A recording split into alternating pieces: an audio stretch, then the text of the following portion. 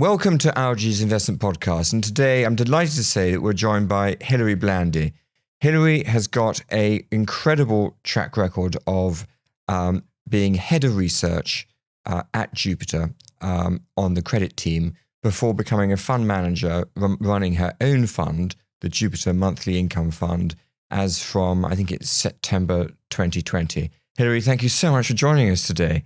And I've got to ask you the first question. How on earth did you get into this industry? Well, thank you, Algy. It's great to be here. How did I get into the industry? Well, I came out of university with a physics degree, although I'd always been interested in finance. So in my final year, I applied to a lot of the investment banking graduate recruitment schemes, and I ended up with a job at Schroeder Salomon Smith Barney. Now, Salomon Brothers were really famous for being the bank that established the high yield market in the 70s, and they had a very strong high yield franchise in London. And I managed to get taken on by the high yield team there. And I was there for about 10 years. We were working on the execution of high yield deals. I worked on about 50 deals during that time frame. Each one took about 2 to 3 months to execute. And really, it was a very broad role that encompassed everything from financial modelling to credit analysis, to transaction structuring, negotiating covenants, designing the sort of marketing presentations for high yield investors, right through to pricing up the bond deals at the end. So, I was lucky because I had this great opportunity to learn from the very best. Although it was certainly brutal at times. There was really nothing 9 to 5 about this job. But I did get a very comprehensive education in high yield, much of it delivered in the early hours of the morning. But that was really my route into the industry. Wow. So when Ariel Bezalel, who heads up the Jupiter fixed interest team, employed you, did you approach him or did he approach you? Well, I actually heard that he was looking for someone to join the team. And I think he wanted someone with expertise in high yield. And really, it was a very exciting time to join Jupiter. Ariel has really been the driving force behind Jupiter's very successful fixed income business. So I joined him in a credit research role. I was looking for ideas that we could invest in. And his performance was very strong.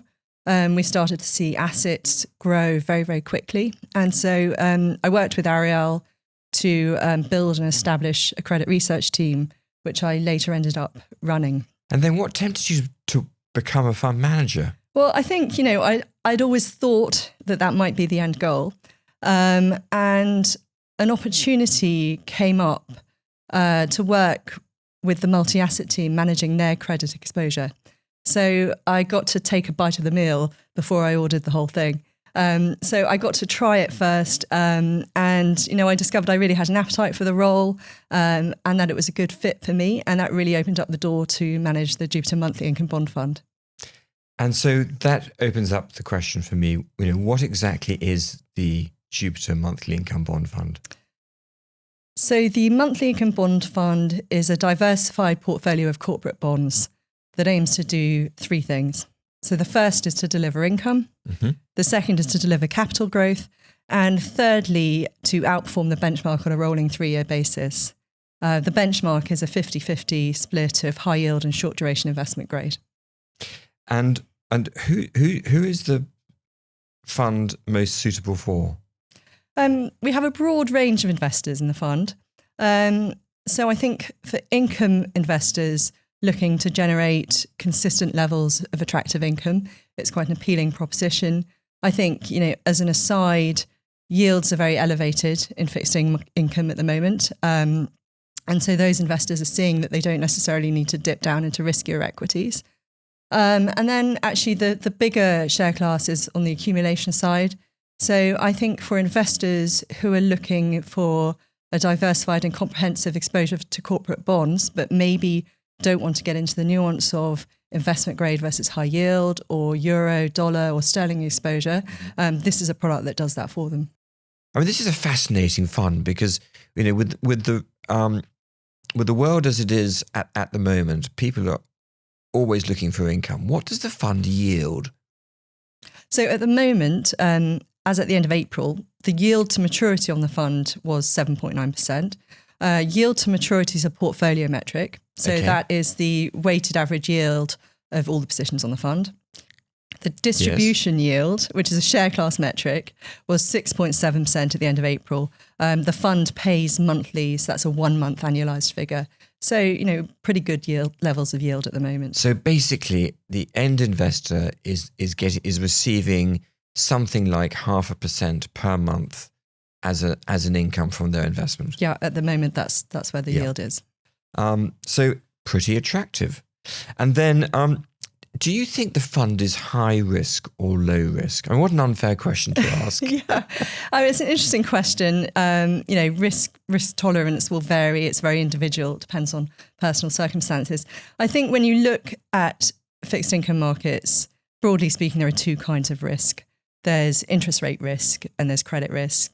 And I think when you look at the performance that we saw in 2022 and 2023, that really opened people's eyes to interest rate risk. A lot of longer duration asset classes, so long duration government bonds or investment grade, performed very badly. And these were parts of the market that were traditionally viewed as very low risk. Yeah.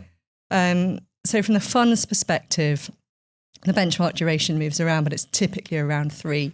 So we take quite low levels of interest rate risk. And then I guess on the credit risk side, what we're doing is investing in a blend of high yield and investment grade. And we target a blended average credit rating in the BB part of the spectrum. And is that sort of in the middle? Yeah, it's part of the market that's often referred to as crossover credit. And it's a very nice credit profile because you can generate very attractive levels of yield, much more attractive levels of yield than you see in investment grade typically. But you're doing that without taking a lot of default risk. So it would be very, very rare to see a BB credit default. And if you look at the losses to defaults that you see in BB credit, over the long term, that's typically around 0.5% a year. Because you've always struck me as someone who's quite risk averse, but very, very conscientious. Have you ever had a credit default on you? I think if you invest in high yield, and if you invest across the high yield spectrum, you will occasionally have defaults in the fund. And we have in the past had the occasional default, but it's all about keeping your position sizing appropriate. Of course. And having diversification in terms of your position size. So, we've had small positions that have defaulted in the fund. The one that I'm thinking of has been restructured, and we still think it's a very attractive prospect for the fund, but it's certainly not something that's really showing up in performance because we're able to really allocate to the performing credits. And then how many holdings would you have? How many credits would you own in the portfolio? Yeah, so I like to hold a diversified portfolio, so typically about 150. Oh wow, so very diversified. Yeah. So yes, you're very conservative. And just to give our listeners an idea as to what the difference is between high yield and investment grade, and there's so many different levels. If the UK government gilts is one level and a very lowly rated UK corporate is at the other end of the scale, what is this, how does the scale start at the top and how does it end at the bottom? Yeah, I know that some listeners will have a sophisticated financial background, but to put it very simply, the scale spans from AAA right down to CCC, and high yield is anything that's rated below BBB minus. Ah, perfect. Thank you for such a simple explanation. And what do you think is so? I think you've explained to us actually the effect of blending the two. We get to that sort of BB minus sort of level. How else have you constructed the fund to make sure that it's as robust as possible? Yeah. So the interesting thing about high yield and investment grade is that although you have this continuum of credit risk, the asset classes actually behave very, very differently. And that's partly about the underlying credit risk, but it's also partly about the technical features that are quite different in the asset classes. So to give you an example, investment grade bonds tend to be much longer maturities. High yield bonds are shorter dated. And that means you have much less interest rate risk in high yield. Another way that they differ is that high yield bonds are callable, whereas investment grade bonds are bullet maturities. So for a high yield investor, it's very rare for a bond to actually stay out until maturity. So they usually get refinanced before that. So that can open up sort of tactical opportunities in the way that you invest. We're also looking at things in high yield like securities. So high yield bonds are often issued with security. In the bigger structures, you might have secured bonds, unsecured bonds. So it's not just about picking which company to invest in, but you're also deciding where you want to be in the capital structure. So the credits are on a continuum, but the asset classes are very, very different. And they behave differently. So what we're doing in the fund is we're really saying, how can we generate a really attractive level of yield, but also mitigating some of the risks in each of those asset classes? So we're saying, how can we make this journey a smoother one for our investors? And if you think about where the downside risk is, investment grade underperforms in a rising rates environment. So in the fund, we use a short duration overlay. So the investment grade part of our benchmark is the 1 to 5 year BBB index. And then if you look at high yield will underperform in a more traditionally sort of bearish environment. So the sell-off that we saw in 08-09 or during the pandemic. And because we're combining our high yield exposure with these short duration investment grade bonds, which are much less volatile, that really sort of damps down that sort of downside risk in high yield. So we've done a lot of analytical work on blending these two asset classes. And one thing we've looked at is how this sort of benchmark blend performs compared to traditional investment grade and traditional high yield. And if you look at the performance to the downside, so we're really measuring drawdown, which is percentage change from peak to trough, what you see is that the benchmark outperforms every single time. So, to come back to sort of the blend, we think it's a very powerful way to construct a portfolio. You generate that attractive level of yield, but you're really also keeping those downside risks in check. Pretty unique. Yeah, actually, it is pretty unique. So. And how big is the fund? So we're just over £250 million.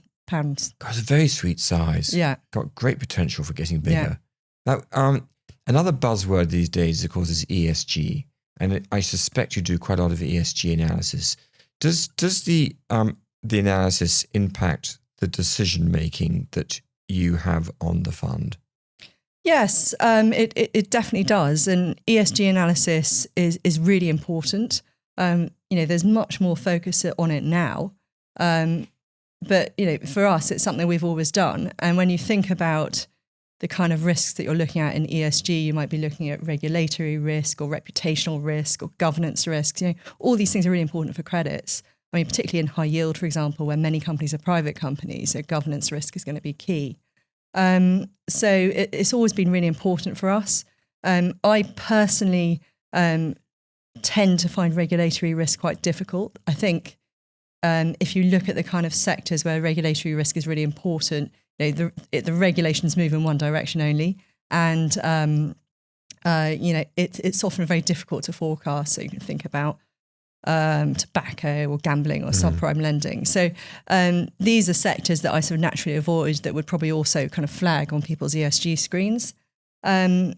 I think the other thing that you're starting to see with the kind of increased focus on ESG is you kind of see a secondary effect. So we're seeing the debanking of certain sectors. So to give you an example, thermal coal, a number of banks have come out and said we won't lend to companies involved in producing thermal coal. And for a credit investor, that kind of thing's key because we're very focused on refinancing risk. Are our bonds going to be repaid at maturity? And for companies like that, they're seeing their sort of pool of potential lenders shrink.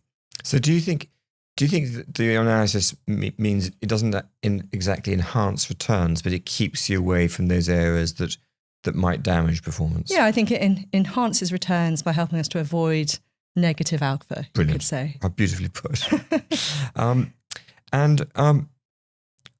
What guidelines can historic data analysis give us to have some sort of understanding of what the potential returns might be to investors from your strategy? Yeah, so if you look at the credit markets today, two things spring out. The first is that the yield environment is very elevated. And the second is that spreads are very tight. Spreads are tight. Can you just explain that one for those that don't understand the credit markets as well as you and I? Yes, so your spread is the difference between the yield on your bond and the risk-free rate. And the risk-free rate being? Well, it would typically be the spread on the relevant government bond. Okay, lovely. Thank you. And when you talk about a tight spread environment, it's an interesting one because if you think about equities, there's no upper limit on a share price, right? A share price can go as high as it can go. But when you look at credit, our upside is limited because as you increase the price on a bond, the yield falls, the spread will fall towards zero. And, to take it to an extreme, at the point that you can generate the same return on a risk-free bond as an investor, that's the one you'd buy. So effectively what that means is there's a floor on your spreads or a ceiling on your bond prices. Yes. And so, what does a tight spread environment mean for an investor? If you look at the historical data, what's interesting is that credit spreads aren't evenly distributed around the mean. So what you tend to see actually is that in moments of stress, spreads blow out in a very volatile way, and that's interspersed with quite long periods sometimes of tight spreads. So sometimes multi-year periods. So the fact that spreads are tight doesn't mean that they're necessarily going to go wider anytime soon. But you do need to be careful about how you invest in that kind of environment, because what you tend to see is that the companies all sort of bunch up against this ceiling, and the market stops differentiating between good and bad companies as clearly. So as a fund manager, you need to really make sure that you're still being disciplined, you're still only investing in good companies, because it's difficult to say what the trigger might be for spreads to move wider, but that's the point that you get found out. So I think that's sort of where you might look at historical data when you're thinking about the spread environment. On the other hand, we've got this very elevated yield environment, and that's a positive because it positively skews your returns. So if you look at what the different asset classes have done in terms of 12-month performance, when your starting yield is sort of broadly where we are today, you can look and see that historically the vast majority of the time you've generated positive returns, and actually the majority of the time you've generated very, very attractive levels of return. So what that yield is doing is just giving you a very nice cushion. So if the markets were to sell off for any reason, that absorbs some of those losses, positively skews your returns. So actually, from a yield perspective, you're sitting in quite an attractive position at the moment. Yeah, it's that combination of attractive yield with relatively low duration. So when we model the portfolio, when you stress test it, we would kind of say, well, how far do I have to push things to take my total returns into negative territory? What we actually see is that you have to make some pretty extreme assumptions. So I think, when you look at credit, spreads are tight, but this very elevated yield environment still makes it attractive. And I think that's why we're seeing quite strong flows into the asset class. I'm not surprised at all. Yeah. And do you implement any sort of active top-down overlay, sort of a macroeconomic overlay to the portfolio? Yeah, we do. And we use that to set sort of key risk parameters like fund duration and the level of risk or spread in the fund.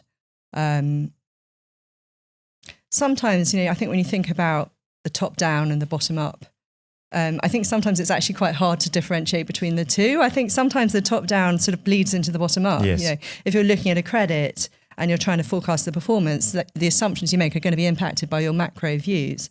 And, working the other way, I think sometimes you might look at the market and see a pocket of value somewhere, and that is probably going to chime with your macro.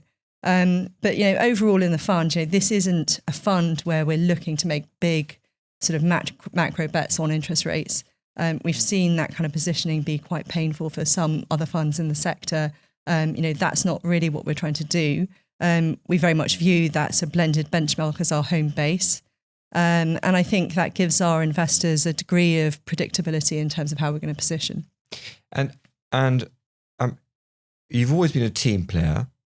How do you use the team of credit analysts that you've built up over the years to help you run the portfolio? Because I can't imagine with that number of credits held in the fund that it's all your own work. You must be using other people to help you select the credits. Absolutely. 150 positions is quite a large number of positions, and it would be impossible without the support of a very strong and well-resourced credit research team. So, I work closely with them every day.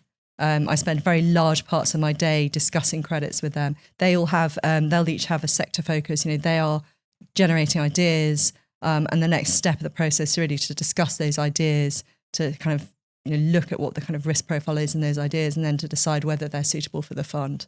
And would you ever limit the amount of exposure you have to any one particular sector? Yes. So the sector approach is quite interesting for this product because we're investing in this very broad range across the credit spectrum. And actually, if you think about the different risk profiles in, say a single A cyclical compared to a triple C cyclical, that is more around the credit rating. It doesn't necessarily make sense to put those two bonds into the same sector bucket. So I tend not to be very sector driven, although I do look at the sector exposure because I want to make sure I'm not sort of leaning too much in any one particular direction. Having said that, financials is the biggest part of the benchmark and our universe, and that tends to be the biggest sector for us. And will you have any short-term trading positions that you'll just make use of a short-term anomaly which you'll trade in and out of, or are all your positions long-term holds? Yeah. Some of our positions can be quite short-dated or short-lived. And that's because when we buy a bond, we always have a very clear view of what we think fair value is, and we're buying the bond because we think it's cheap. And so, if the bond price rises above fair value, then we want to be disciplined. And sometimes that can play out very, very quickly. But generally speaking, our investment theses are based on longer term views, and we're not trying to tactically trade the market. And so your turnover over a year historically has been in what sort of range? I mean, it's typically been sort of quite consistently around 40%. So it's actually pretty low. Yeah, so that's an average holding period of about 2.5 years. Which makes sense with the duration of the portfolio. Yeah. And what about geographically? Where should investors expect you to be positioned geographically between the UK, Europe, and the US? And maybe emerging markets. And you might have exposure to emerging markets too. Yes, no, I avoid EM. And then, between the sort of dollar, euro, and sterling markets, we generally have a fairly even split. It sort of moves around over time. And why do you avoid EM? It's an interesting one. When you look at EM, there's sometimes a bit of a sort of grey area. There's some overlap between EM and high yield. So if you look at the various sort of high yield benchmarks, sometimes you see EM bonds in there because they're issued from issuing vehicles that sit within those developed market jurisdictions. So it's not uncommon for funds to invest in sort of high yield to also have some EM exposure. And when I think back over the years, I think the thing about EM is that when it goes wrong, it often goes wrong in quite an unpredictable way. And actually, the last time I held an EM bond in the fund was actually, if you go back to beginning of 2021, I bought some bonds in Gazprom, which is the Russian state-owned gas producer. And, at the time, we thought they offered a very attractive risk-adjusted yield. And in January 22, Russia, of course, started amassing troops on the Ukrainian border, and the bonds dropped 10 points. So I sat down, with the analysts, say, look, what do we do? Is this an opportunity to buy more? Should we be selling? And it was a really difficult one because it obviously depended on what Putin did, which we didn't have an edge there. We might have had opinions, but we had no way of knowing what was going to happen. So I think in credit research, sometimes you do draw a blank like that. And I think when that happens, what you have to do is really go back, say, what's my investment process, and just follow that process really rigorously. So what we did then was we thought about different scenarios, maybe so Russia backs down and the bonds will retrace to where they traded before with probability weight, that kind of scenario. Maybe we're going to see something similar to the annexation of Crimea. So we looked at what the bonds did back then, we probability weighted that. So we went through this whole exercise, and the conclusion was that fair value was pretty much exactly where the bonds were bid that day.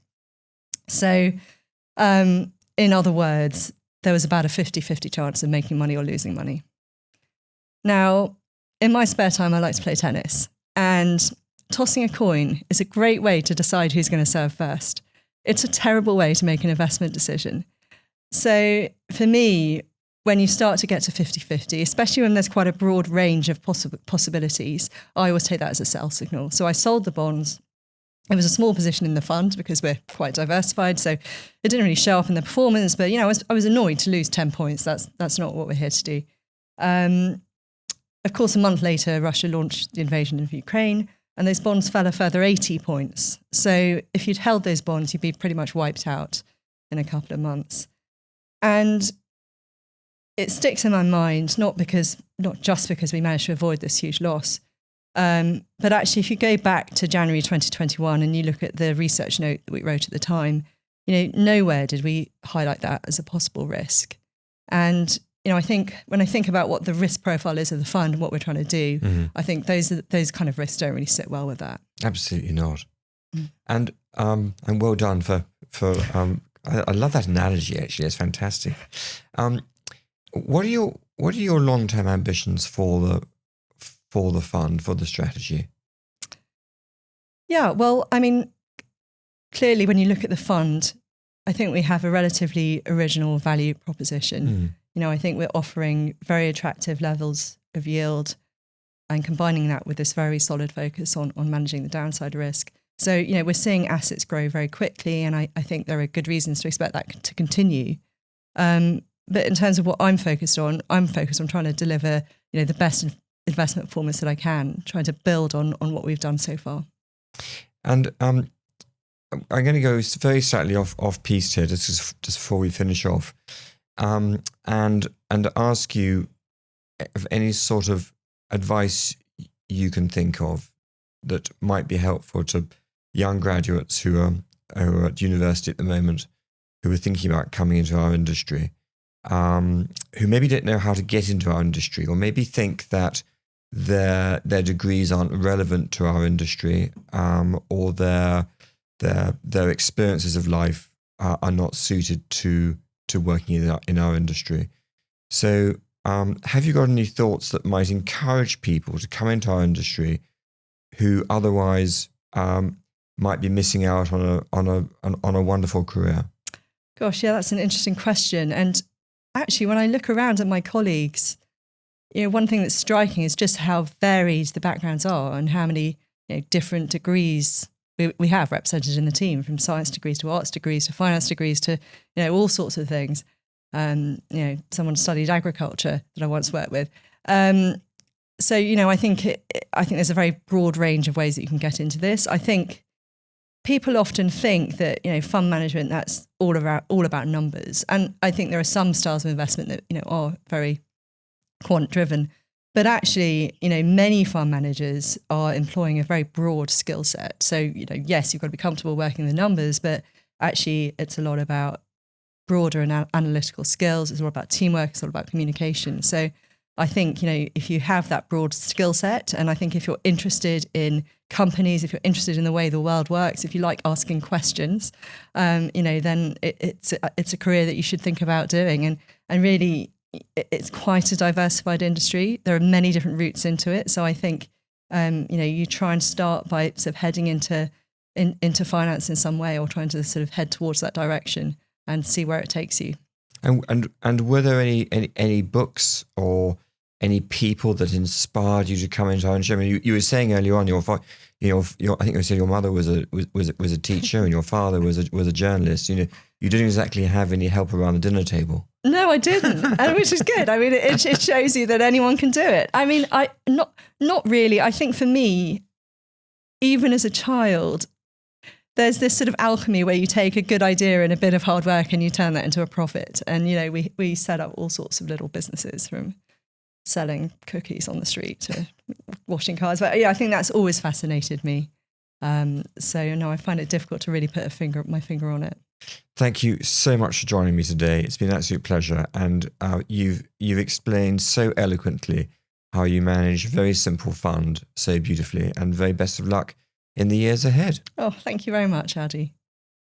All content on the Algie's Investment Podcast is for your general information and use only, and is not intended to address your particular requirements. In particular, the content does not constitute any form of advice, recommendation, representation, endorsement, or arrangement, and is not intended to be relied upon by users in making or refraining from making any specific investment or other decisions. Guests and presenters may have positions in any of the investments discussed.